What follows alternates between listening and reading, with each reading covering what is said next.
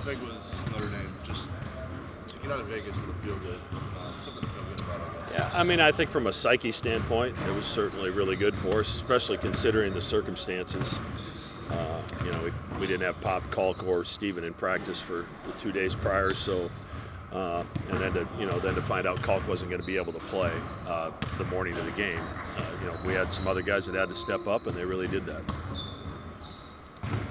Mac, what's your early read on Kansas and what they've been successful at so far? They're really good. Obviously their transition game is elite. Defensively they're very disruptive. And Hunter Dickinson and KJ inside, it's a handful. The physicality and the size, and Coach Self's one of the best in the business. So it's going to take our A game and then some. We like most about what Jackson has done since he's been here. Yeah, there's been constant improvement, and that's what I like to see. I wouldn't have guessed in June that he was going to be ready and be at the stage that he is today, and I'm not sure when practice started the first couple weeks if I thought he was ready for anything more than a minor rotational role, but he just continues to improve, continues to get better. Still a freshman, so he's going to make some mistakes, but the 13 or 14 rebounds against a physical San Diego State team was a step in the right direction for him.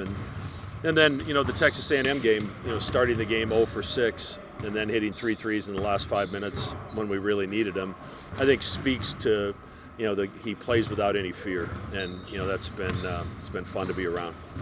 General health update. Obviously got a lot of we don't have enough time, so no, I don't.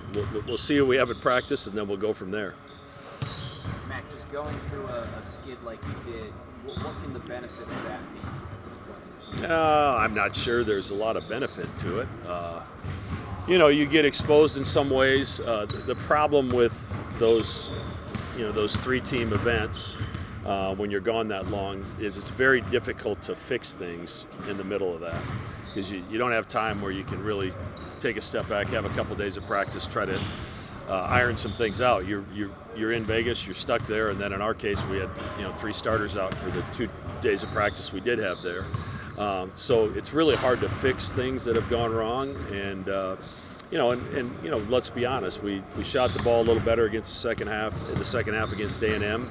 Gave us a chance to win the game. We shot the ball better against Notre Dame, and we won the game. We're going to have to make some shots for this group to be successful, and I still am very confident that we have the roster to be able to do that. When you evaluate the type of threes you got, that like from the three you were missing a bunch versus the ones that you were hitting? Very similar. I mean, I would argue that the best looks we got were against Nebraska. Even better than what we got against San Diego State and A&M. But we get a lot of different things. We're very confident in Steven's ability off the dribble. He's worked really hard on those shots. And Isaac and Jackson and Mason have all gotten really good looks. And it's getting better. It's just not to where it needs to be yet.